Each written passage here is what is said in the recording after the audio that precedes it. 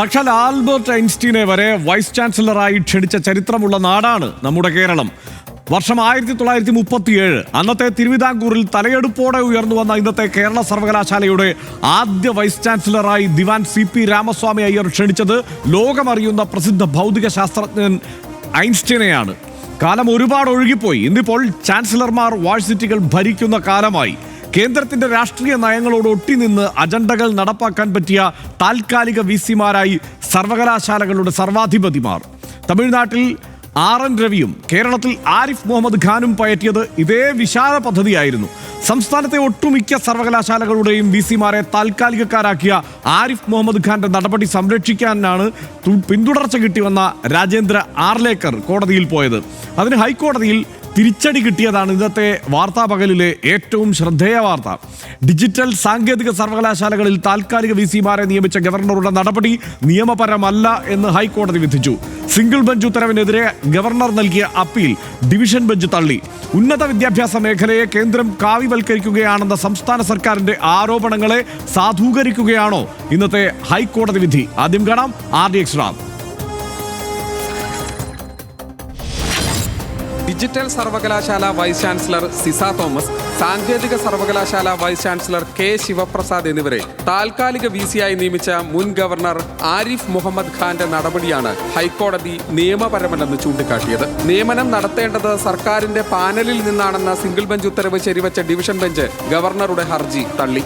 സർക്കാർ പാനൽ മറികടന്നാണ് ചാൻസലർ കൂടിയായ അന്നത്തെ ഗവർണർ ആരിഫ് മുഹമ്മദ് ഖാൻ സാങ്കേതിക സർവകലാശാലയിലേക്ക് ഡോക്ടർ K ശിവപ്രസാദിനെയും ഡിജിറ്റൽ സർവകലാശാലയിൽ താൽക്കാലിക VC-ആയി ഡോക്ടർ സിസ തോമസിനെ നിയമിച്ചത്. സാങ്കേതിക സർവകലാശാല നിയമപ്രകാരം താൽക്കാലിക VC നിയമനം സർക്കാർ നൽകുന്ന പട്ടികയിൽ നിന്ന് തന്നെ ആകണമെന്നായിരുന്നു ഹൈക്കോടതി സിംഗിൾ ബെഞ്ചിന്റെ ഉത്തരവ്. ഡിജിറ്റൽ സാങ്കേതിക സർവകലാശാലകളെ കുറിച്ചാണ് ഹൈക്കോടതി ഉത്തരവിൽ പരാമർശിക്കുന്നതെങ്കിലും സംസ്ഥാനത്തെ മറ്റു സർവകലാശാലകളിലെ പ്രതിസന്ധി വിഷയങ്ങളിലും ഉത്തരവ് ബാധകമായേക്കും. അങ്ങനെയെങ്കിൽ വലിയ നിയമ പോരാട്ടങ്ങളിലേക്കാകും വിഷയത്തിന്റെ പോക്ക്. RDX Ram, news Malayalam.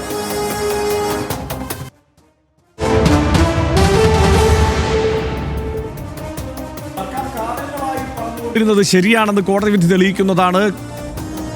കോടതി വിധി തെളിയിക്കുന്നു എന്ന് ഉന്നത വിദ്യാഭ്യാസ മന്ത്രി R ബിന്ദു പറഞ്ഞു. ഗവർണർക്ക് അധികാരമുണ്ട്, പക്ഷേ അധികാര പരിധിക്ക് അപ്പുറത്തേക്ക് പോകുമ്പോൾ ബുദ്ധിമുട്ടുണ്ടാകുമെന്നും മന്ത്രി പറഞ്ഞു. ഗവർണർ നടത്തിയ നിയമവിരുദ്ധമായ നടപടി കോടതി തള്ളിയിരിക്കുകയാണ്.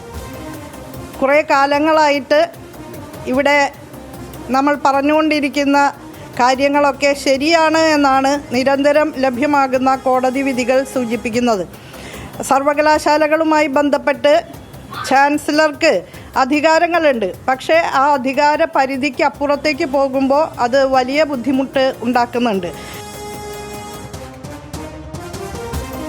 കോടതി ചൂണ്ടിക്കാട്ടിയത് എന്തൊക്കെയാണെന്ന് പരിശോധിക്കാം. താൽക്കാലിക VC-മാരുടെ കാലാവധി 6 മാസത്തിൽ അധികരിക്കരുത്. VC-മാർ സർവകലാശാല താൽപ്പര്യം സംരക്ഷിക്കുന്നവരാകണം. മനസ്സർപ്പിച്ചല്ല ചാൻസലറുടെ തീരുമാനം. മുൻകാല വിധിന്യായങ്ങൾ ഗവർണർ പരിഗണിച്ചില്ല. താൽക്കാലിക VC നിയമനം താൽക്കാലിക സംവിധാനം മാത്രമാണ്. VC സ്ഥാനം ഒഴിഞ്ഞുകിടക്കുന്നത് സർവകലാശാല താൽപ്പര്യമല്ല. സർവകലാശാല കാര്യങ്ങളിലെ കാവൽക്കാരനാണ് VC. അക്കാഡമിക് ഭരണനിർവഹണ വിഭാഗങ്ങൾ തമ്മിലുള്ള പാലമാണ് VC നിയമനം സർക്കാർ ശുപാർശ അനുസരിച്ച് നടത്തണം.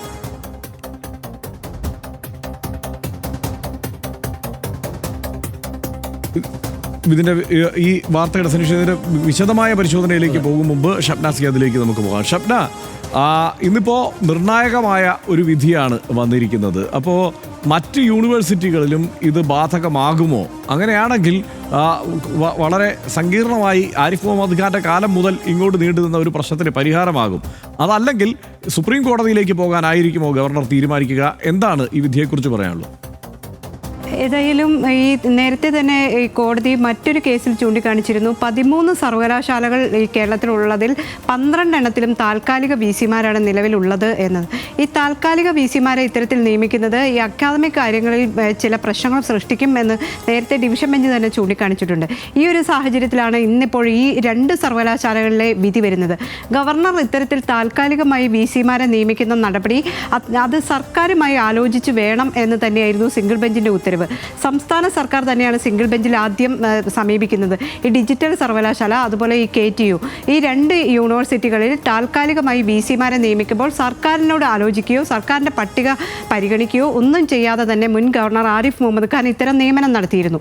ഇത് അദ്ദേഹത്തിന് താല്പര്യമുള്ള ഏകപക്ഷീയമായ നിയമനമായിരുന്നു എന്നായിരുന്നു സർക്കാരിൻ്റെ വാദം. അത് സിംഗിൾ ബെഞ്ച് ശരിവെച്ചു. പക്ഷേ സിംഗിൾ ബെഞ്ച് ഉത്തരവിൽ ചൂണ്ടിക്കാണിച്ചൊരു കാര്യമുണ്ടായിരുന്നു. അത്തരത്തിലുള്ള നിയമനം തെറ്റാണെങ്കിലും ആ VC-മാർക്ക് താൽക്കാലികമായി തുടരാം എന്നുള്ളത്. എന്നാൽ ഇന്നിപ്പോൾ ഡിവിഷൻ ബെഞ്ചിൻ്റെ ഉത്തരവിലേക്ക് വരുമ്പോൾ ഡിവിഷൻ ബെഞ്ച് കൃത്യമായി പറഞ്ഞിരിക്കുന്നു 6 മാസമാണ് താൽക്കാലിക VC-മാരുടെ കാലാവധി. അതിപ്പോൾ നിലവിൽ KTU-യിലും അതോടൊപ്പം തന്നെ ഡിജിറ്റൽ യൂണിവേഴ്സിറ്റിയിലും ഇത് കഴിഞ്ഞിരിക്കുന്നു. 6 മാസം താൽക്കാലിക VC എന്നത് കഴിഞ്ഞിരിക്കുന്നു. അതുകൊണ്ട് തന്നെ സ്വാഭാവികമായും അവരുടെ നിയമനം റദ്ദാകും. അതുകൊണ്ട് അവർ നാളെ തന്നെ ഈ ചുമതല ഒഴിയേണ്ടി വരും. മറ്റൊന്ന്, ഇത്തരത്തിൽ പട്ടിക തയ്യാറാക്കുമ്പോൾ സംസ്ഥാന സർക്കാർ നൽകുന്ന പട്ടികയിൽ നിന്ന് വേണം നിയമനം നടത്താൻ. KTU-വിൻ്റെയും അതോടൊപ്പം തന്നെ ഡിജിറ്റൽ സർവകലാശാലയുടെയും ചട്ടങ്ങൾ പ്രകാരം പറയുന്നത് ഇത്തരം നിയമനങ്ങൾ നടത്തുമ്പോൾ സർക്കാരിൻ്റെ പട്ടിക വേണം എന്നാണ്.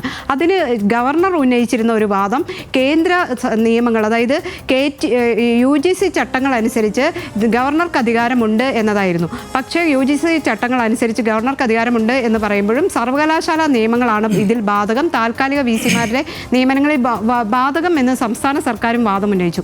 അതിപ്പോൾ ഡിവിഷൻ ബെഞ്ച് ശരിവെക്കുകയും ചെയ്തു. ഇനിയിപ്പോൾ ഇത്തരത്തിലുള്ള നിയമനങ്ങൾ മറ്റ് സർവകലാശാലകളിലും ഗവർണർക്ക് താല്പര്യമുള്ള ആളുകളെ നിയമിച്ചിട്ടുണ്ട്. നമുക്ക് അറിയാം, നേരത്തെ ഉള്ള ഗവർണറാണ് നിയമനം നടത്തിയെങ്കിൽ പോലും ഈ VC-മാരെ നിലനിർത്താൻ ഇപ്പോഴുള്ള ഗവർണറാണ് അപ്പീലുമായി പോകുന്നത്. അപ്പോൾ ഇനി തുടർന്ന് മറ്റ് VC-മാരുടെ കാര്യത്തിലും ഒരുപക്ഷെ സംസ്ഥാന സർക്കാർ നിയമ നടപടികളുമായി മുന്നോട്ട് പോകാൻ സാധ്യതയുണ്ട്. അതോടൊപ്പം തന്നെ ഗവർണർ വേണമെങ്കിൽ സുപ്രീം കോടതിയെയും സമീപിക്കാൻ, ഇനിയിപ്പോൾ ഹൈക്കോടതി ഡിവിഷൻ ബെഞ്ചിൻ്റെ വിധി ആയതുകൊണ്ട് സുപ്രീം കോടതിയെ ഗവർണർ സമീപിക്കാനുള്ള സാധ്യതയും തള്ളിക്കളയാൻ പറ്റില്ല. ഷബ്ന പറഞ്ഞ കണക്കാണെങ്കിൽ ഒരുപക്ഷെ മറ്റ് സർവകലാശാലകളുടെ VC നിയമനങ്ങളെയും ഇത് ബാധിച്ചേക്കാം. മറ്റൊന്ന്, ഗവർണർ സുപ്രീം കോടതിയിൽ പോകാനുള്ള സാധ്യതയാണ് ഏറ്റവും പ്രധാനമായും ഇവിടെ നിലനിൽക്കുന്നത്. എന്തായാലും ഗവർണർമാർ രാഷ്ട്രീയ താല്പര്യം നടപ്പാക്കാൻ വേണ്ടി ശ്രമിച്ചതിൻ്റെ ബാക്കിയായി വന്ന പ്രശ്നം എന്ന നിലയ്ക്ക് മാത്രമല്ലാതെ ഏതെങ്കിലും തരത്തിൽ അവിടുത്തെ അക്കാദമിക് കാര്യങ്ങളിൽ ഒരു മെച്ചം ഉണ്ടാവാൻ വേണ്ടി ചെയ്തത് എന്ന് നമുക്ക് വിലയിരുത്താവുന്ന ഒരു സാഹചര്യവും തൽക്കാലം ഇല്ലല്ലോ, അല്ലേ? നിശ്ചയമായിട്ടും ഒരു തരത്തിലുമില്ല. ഇതിപ്പോൾ കോടതി വിധിക്കകത്ത് ഒരു വരി നമ്മൾ വായിച്ചല്ലോ, അതായത് സർവകലാശാല കാര്യങ്ങളുടെ കാവൽക്കാരനാണ് അദ്ദേഹം, ഗവർണർ എന്ന്, VC എന്ന്. അപ്പോൾ സർവകലാശാല കാര്യങ്ങളുടെ അതിനു മുകളിലുള്ള കാവൽക്കാരൻ മാത്രമാണ് ഗവർണറും. അതായത് സംസ്ഥാനത്തെ നിയമസഭകൾ ഉണ്ടാക്കുന്ന നിയമങ്ങൾക്കനുസരിച്ചാണ് നമ്മുടെ സർവകലാശാലകൾ പ്രവർത്തിക്കേണ്ടത്. അതിൻ്റെ ഒരു കാവൽക്കാരനായിട്ട് നിന്നിട്ട് ഈ കാര്യങ്ങൾ നടപ്പാകുന്നുണ്ടോ എന്തുകൊണ്ട് ചാൻസലർ പദവി മാത്രമാണ് ഗവർണർക്കുള്ളത്. പക്ഷേ ആ ഗവർണർ പദവി വെച്ചിട്ട് ആരിഫ് മുഹമ്മദ് ഖാൻ ആണെങ്കിലും ഇപ്പോൾ ഇദ്ദേഹം ആർലേക്കർ ആണെങ്കിലും ഈ സർവകലാശാലകൾക്കകത്ത് ആകപ്പാടെ കുഴപ്പമുണ്ടാക്കാനാണ് ശ്രമിക്കുന്നതെന്ന് നമ്മൾ പരസ്യമായി തന്നെ പറഞ്ഞാൽ എന്തെങ്കിലും കുഴപ്പമുണ്ടാവില്ല. കാരണം എന്താണെന്ന് വെച്ചാൽ അത് അങ്ങനെയാണ്, എല്ലാവർക്കും അറിയാം. പിന്നെ ഹർഷൻ ഇപ്പോൾ പറഞ്ഞ പോലെ രാഷ്ട്രീയമായിട്ടുള്ള പരിപാടികളാണ് ഈ നടക്കുന്നതെല്ലാം. നമ്മുടെ സർവകലാശാലകളെയും അതിൽ പഠിക്കുന്ന കുട്ടികളെയും സർവകലാശാലയുടെ ആ ഒരു സംവിധാനങ്ങളെയും ആകപ്പാടെ പുഷ്ടിപ്പെടുത്താനായിട്ട് ഈ ആരിഫ് മുഹമ്മദ് ഖാനും ഇപ്പോൾ ആർലേക്കറും ശ്രമിക്കുന്നുവെന്ന് BJP RSS പ്രവർത്തകർക്ക് പോലും അഭിപ്രായം ഉണ്ടാകാനിടയില്ല എന്നാണ് ഞാൻ വിചാരിക്കുന്നത്. അവർ പോലും വിചാരിക്കുന്നത്, അതായത് കാര്യങ്ങളിൽ രാഷ്ട്രീയമായിട്ട് ഇടപെടുകയും രാഷ്ട്രീയമായിട്ട് തങ്ങൾക്ക് അനുകൂലമായ ഒരു സാഹചര്യം ഉണ്ടാക്കാൻ വേണ്ടിയിട്ട് നന്നായിട്ട് പ്രവർത്തിക്കുന്ന 2 ആളുകൾ എന്ന ആത്മാഭിമാനമാണ് നാട്ടിൽ RSS BJP പ്രവർത്തകർക്ക് ഈ ഗവർണർമാരെ സംബന്ധിച്ചുണ്ടാവുക എന്നാണ് ഞാൻ വിചാരിക്കുന്നത്.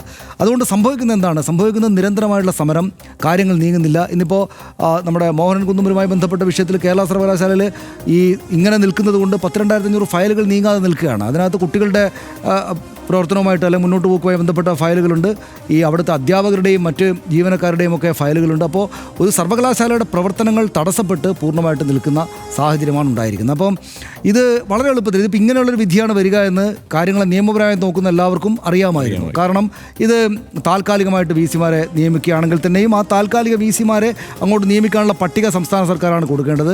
ആ പട്ടികയിൽ നിന്ന് മാത്രമേ VC-മാരായിട്ട് നിയമിക്കാൻ പാടുള്ളൂ. അതുതന്നെ അദ്ദേഹത്തിന് തോന്നുന്ന കാലത്തോളം താൽക്കാലിക VC-മാരായിട്ട് വെക്കുകയല്ല, VC-മാരെ നിയമപരമായിട്ട് സ്ഥിരം VC-മാരെ നിയമിക്കേണ്ടതുണ്ട്. അത് സുപ്രീം കോടതി ചൂണ്ടിക്കാണിച്ചുവല്ലോ. കാരണം എന്താണെന്ന് വെച്ചാൽ അത് കാര്യങ്ങൾ മുന്നോട്ട് പോകാൻ ഈ കാവൽക്കാരുടെ അല്ലെങ്കിൽ ഇത്തരം പ്രവർത്തനങ്ങൾ ചെയ്യുവാൻ വേണ്ടി വൈസ് ചാൻസലർമാർക്ക് അവരുടെ പൂർണ്ണ പദവിയോടുകൂടി പൂർണ്ണ പവറോടുകൂടി അവരവിടെ ഉണ്ടാകേണ്ടതുണ്ട്. അപ്പോൾ ഇതിനകത്ത് സമ്പൂർണ്ണമായിട്ട് രാഷ്ട്രീയം നടമാടുകയാണ് എന്ന കാര്യത്തിൽ യാതൊരു സംശയവുമില്ല. അതിനകത്ത് ഈ ഗവർണർമാർ ഇങ്ങനെ ചെയ്യരുത് എന്ന് കേരള സമൂഹം അവരോട് പറയേണ്ടതാണ്. അല്ലെങ്കിൽ ഇവരോട് ഇങ്ങനെ ചെയ്യാതെ ഇവരെ തടയണമെന്ന് അവരുടെ രാഷ്ട്രീയ ബോസസ്മാർ ആരാണോ അവരോട് പറയേണ്ടതാണ്. ആളുകളാണ് കേരള സമൂഹം. അതായത് നമ്മുടെ സർവകലാശാലകളാണ്. ഇപ്പോൾ കേരളത്തിൻ്റെതായിട്ട് നമ്മൾ കഴിഞ്ഞ ദിവസം ചർച്ച ചെയ്താണ് കേരളത്തിൻ്റെതായിട്ടുള്ള ഉന്നത വിദ്യാഭ്യാസ മേഖലയിലെ മെച്ചങ്ങളുണ്ട്. നമ്മുടെ വിദ്യാർത്ഥികൾക്കും മറ്റും ലോകത്തിൻ്റെ ഏത് മേഖലയിലേക്ക്, ഏത് തൊഴിൽ മേഖലയിലേക്കും പഠന മേഖലയിലേക്കും പോകാൻ മാത്രം ശേഷിയുള്ള ആളുകളുണ്ട്. അപ്പോൾ അങ്ങനെയുള്ള നമ്മുടെ സംവിധാനങ്ങളെ, വിദ്യാഭ്യാസ സംവിധാനങ്ങളെ തകർക്കരുത്. നിങ്ങൾ രാഷ്ട്രീയമൊക്കെ സ്ഥാപിച്ചെടുക്കുന്നത് മറ്റു വഴിയിൽ തന്നെ ചെയ്യണം. അതായത് രാഷ്ട്രീയ സംഘടന എവിടെയുണ്ട്, അത് പ്രാപ്തരായിട്ടുള്ള നേതാക്കൾ BJPക്കും RSSനും ഒക്കെ ഉണ്ട്. അവരെ കൊണ്ട് രാഷ്ട്രീയം ചെയ്യിപ്പിക്കുകയും ഈ സർവകലാശാലകളെ മര്യാദക്ക് പോകാൻ അനുവദിക്കുകയും ചെയ്യണമെന്ന് പറയാനുള്ളൊരു അവസരമായിട്ട് ഈ വിധിയെ ഉപയോഗിക്കണമെന്നാണ് നമ്മൾ പൊതുസമൂഹം പറയേണ്ടത്. പക്ഷേ എനിക്ക് ഹർഷ നിശ്ചയമായിട്ടും അറിയാം ഇത് ഇനിയും നീണ്ടുപോവുകയാണ് ചെയ്യുക. ഹർഷൻ ഇപ്പോൾ പറഞ്ഞല്ലോ, ഇതിവിടം കൊണ്ട് ഒരു കോടതി വിധി വന്നതുകൊണ്ടൊന്നും പരിഹരിക്കപ്പെടുന്ന പ്രശ്നമല്ല. ഇനിയും അടുത്ത പരിപാടിയുമായിട്ട് ഇറങ്ങും. ഇത് കുഴപ്പം ആയിട്ട് കുറേ കാലം കൂടെ ഇലക്ഷൻ കഴിയുന്നവരെങ്കിലും ഇങ്ങനെ നീളാനാണ് സാധ്യതയാണ് ഞാൻ വിചാരിക്കുന്നത്. തീർച്ചയായും. അതായത് കേരളം മുഴുവൻ ഈ ഇടയ്ക്ക് ചില രാഷ്ട്രീയ കൊലപാതകങ്ങളും സംഘർഷങ്ങളും ഒക്കെ ഉണ്ടാകുമ്പോൾ ആവർത്തിച്ച് പറഞ്ഞുകൊണ്ടിരുന്നത് ഈ ക്യാമ്പസിലെ രാഷ്ട്രീയമാണ് എല്ലാ കുഴപ്പങ്ങൾക്കും കാരണം എന്നാണ്. ഈ രാഷ്ട്രീയത്തെക്കുറിച്ച് കുഴപ്പം പറഞ്ഞുകൊണ്ടിരിക്കുന്ന കാലത്ത് മികച്ച പെർഫോമൻസ് കേരളത്തിലെ കോളേജുകളും യൂണിവേഴ്സിറ്റികളും കാഴ്ചവെച്ചിട്ടുണ്ട്. ഇനി ഇത് താഴോട്ട് പോകുന്നുണ്ടെങ്കിൽ അതിൻ്റെ ഉത്തരവാദികൾ ഈ വിദ്യാർത്ഥികളോ വിദ്യാർത്ഥി സംഘടനകളോ ആയിരിക്കില്ല. അതിൻ്റെ സമ്പൂർണ്ണ ഉത്തരവാദിത്വം ഈ ചാൻസലർമാർക്കും വൈസ് ചാൻസലർമാർക്കും ആയിരിക്കുമെന്നുള്ള ദുരന്തമാണ് ഇപ്പോൾ സംഭവിച്ചുകൊണ്ടിരിക്കുന്നത്. ഇപ്പോൾ ഗവർണർക്ക് വിദ്യാർത്ഥികൾക്കിടയിലെ രാഷ്ട്രീയം തീരെ താല്പര്യമുള്ള വിഷയമല്ല. അദ്ദേഹം തന്നെ അത് പല ആവർത്തി വ്യക്തമാക്കിയിട്ടുണ്ട്. അദ്ദേഹത്തിൻ്റെ സങ്കല്പം തന്നെ മറ്റൊന്നാണ്. നേരത്തെ ആരിഫ് മുഹമ്മദ് ഖാൻ ക്രിമിനൽസ് എന്നാണ് വിദ്യാർത്ഥി സംഘടനാ പ്രവർത്തകരെ വിളിച്ചുകൊണ്ടിരുന്നത്, ക്രിമിനൽസ്. അപ്പോൾ അതുകൊണ്ട് അദ്ദേഹം അപ്പോൾ അതിൻ്റെ ഒരു തുടർച്ച ഇവിടെയും സംഭവിക്കുന്നു, വേറൊരു രൂപത്തിലാണെന്നേ ഉള്ളൂ. കുറെ കൂടി സങ്കീർണമായ, കുറെ കൂടി ദൃഢമായ ഒരു നിലപാട്, കുറെ കൂടി സംഘർഷ സാധ്യതയുള്ള ഒരു നിലപാട് സത്യത്തിൽ ആർലേക്കറുടേത് ആണ് എന്ന സാഹചര്യം കൂടിയുണ്ട്. അത് ഈ സനീഷ് കഴിഞ്ഞ ദിവസം ആ സമരവേദിയിലൊക്കെ SFI നേതാക്കന്മാർ ആവർത്തിച്ച് പറഞ്ഞ ഒരു കാര്യമുണ്ട്. അതായത് അത് ഉന്നത വിദ്യാഭ്യാസ വകുപ്പ് മന്ത്രി ആർവിന്ദു പറഞ്ഞു കേട്ടോ. അതായത് ഈ ചട്ടങ്ങളൊന്നും പഠിക്കാതെയാണ് ഈ VC-മാർ ഓരോ പരിപാടി അങ്ങ് നടപ്പാക്കുന്നത്. തോന്നിയ വാസം ഈ പരിപാടികളെല്ലാം തീരുമാനങ്ങൾ എടുക്കുന്നു, അത് നടപ്പാക്കാൻ ശ്രമിക്കുന്നു എന്ന്. ഏതാണ്ട് അത് തന്നെയാണ് ഗവർണറും ചെയ്യുന്നത്, അല്ലെങ്കിൽ ചാൻസലറും ചെയ്യുന്നത് എന്നുകൂടിയാണല്ലോ നമ്മളിപ്പോൾ തെളിയുന്നത്. അത് കോടതിയും പറഞ്ഞിട്ടുണ്ട്. ഇത് ഈ ചട്ടങ്ങൾ നിയമങ്ങളും പാലിച്ചല്ല ഗവർണർ ഈ നിയമനങ്ങൾ നടത്തുന്നത് എന്ന കാര്യത്തിൽ കോടതിക്കും അഭിപ്രായ വ്യത്യാസമില്ല. അപ്പോൾ ആ നിലയ്ക്ക് അതെന്തുമായിക്കോട്ടെ, ഉന്നത വിദ്യാഭ്യാസ മേഖലയിൽ എന്തും സംഭവിച്ചോട്ടെ, എന്ത് തരത്തിലുള്ള അധികാര ദുർവിനിയോഗം നടത്തിയും വിദ്യാഭ്യാസ മേഖലയെ തകർക്കുമെന്ന തീരുമാനമുണ്ട് എന്ന് തന്നെ നമ്മൾ കരുതേണ്ടി വരും. ഈ നിലയ്ക്കാണ് കാര്യങ്ങൾ മുന്നോട്ട് കൊണ്ടുവന്നെങ്കിൽ. ഇപ്പോൾ ഇന്നിപ്പോൾ മോഹൻ കുന്നുമ്പൽ കേരള VC വളരെ രൂക്ഷമായ ഭാഷയിലൊക്കെ മാധ്യമങ്ങളോട് പ്രതികരിച്ച് കണ്ടു. പക്ഷേ അദ്ദേഹം പറയുന്നത്, എനിക്ക് അവിടെ പോകാൻ അനുമതി ഉണ്ടെങ്കിൽ ഞാൻ എല്ലാ സർട്ടിഫിക്കറ്റുകളും ഒപ്പിട്ട് കൊടുത്തേനെ എന്നൊക്കെയാണ്. സങ്കീർണമായി, അതായത് നിസ്സാരമായ ഒരു പ്രശ്നത്തിൻ്റെ പേരിൽ ആ യൂണിവേഴ്സിറ്റിയുടെ സാഹചര്യം, അതിൻ്റെ പ്രവർത്തന സാഹചര്യം സമ്പൂർണ്ണമായി കുഴപ്പത്തിലാക്കിയതിന് ശേഷം എനിക്കങ്ങോട്ട് പോകാൻ അനുമതിയില്ല എന്നൊക്കെയാണ് വിചിത്രമായ വാദമാണ് ഡോക്ടർ മോഹൻ കുന്നുമ്മൽ ഉന്നയിക്കുന്നത്. ഇതിനു മുമ്പുള്ള സാഹചര്യം ഇതിപ്പോൾ രാഷ്ട്രീയമാണ് എന്ന് പറയുമ്പോൾ അതിനെ സംശയിക്കേണ്ടതുണ്ടോ? പലതരത്തിൽ ഇപ്പം നമ്മളിപ്പോൾ പോലീസിലെ സംഘപരിവാർ വൽക്കരണത്തെക്കുറിച്ച് നമ്മൾ പറയാറുണ്ട്. പറയുമ്പോൾ എന്താണ്, പോലീസിൽ DGP-മാരായിരുന്ന ആളുകൾ, അതിൽ മുൻ DGP-മാരായിരുന്ന ആളുകൾ പിന്നെ രാഷ്ട്രീയ പ്രവർത്തകരായി പോകുന്നു. ജഡ്ജിമാർ രാഷ്ട്രീയ പ്രവർത്തകരായി മാറുന്നു. കേരളത്തിൻ്റെ സാഹചര്യത്തിൽ സർവകലാശാലകളിൽ വന്ന ഇപ്പോൾ 2 VC-മാർ ഇപ്പോൾ BJP-യുടെ ഭാരവാഹി പട്ടികയിൽ ഉൾപ്പെട്ടിരിക്കുന്നു എന്നുള്ളത് നമ്മൾ കാണണം. അപ്പോൾ ഈ രീതിയിൽ ഈ മാനിപ്പുലേറ്റ് ചെയ്യപ്പെടുന്ന ഒരു സാഹചര്യം സംസ്ഥാനത്ത് നിലവിലുണ്ട്. ഇത് ആത്യന്തികമായി സംസ്ഥാനത്തെ വിദ്യാഭ്യാസ മേഖലയെ പിന്നോട്ടടിക്കുകയുള്ളൂ. ഇത് ഇനിയുണ്ടാവുന്ന, ഒരിക്കൽ കൂടി ആവർത്തിക്കുകയാണ്, ഇനിയുണ്ടാവുന്ന വിദ്യാഭ്യാസ മേഖലയിൽ, ഉന്നത വിദ്യാഭ്യാസ മേഖലയിലെ ഓരോ തകർച്ചയ്ക്കും ഉത്തരവാദി ഈ ഗവർണറോ അല്ലെങ്കിൽ വൈസ് ചാൻസലറോ ആയിരിക്കുമെന്ന് തന്നെ ഇനി പറയേണ്ടി വരും.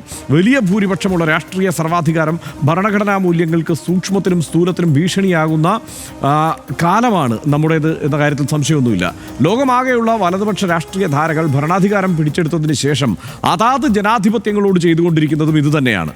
അവിടെയാണ് ഇന്ത്യൻ നീതിന്യായ വ്യവസ്ഥയിലുള്ള നമ്മുടെ വിശ്വാസം കൂടുതൽ ബലപ്പെടുന്നത്, സമൂഹം എന്ന നിലയിൽ നമ്മൾ ഭാഗ്യമുള്ളവരാകുന്നത്. മഹത്തായ ഒരു ഭരണഘടനയും അതിൻ്റെ ആധാരമൂല്യങ്ങളും നമ്മെ സംരക്ഷിക്കുന്നു എന്ന വിശ്വാസവും തോന്നലും നമുക്കുണ്ടാകുന്നത്.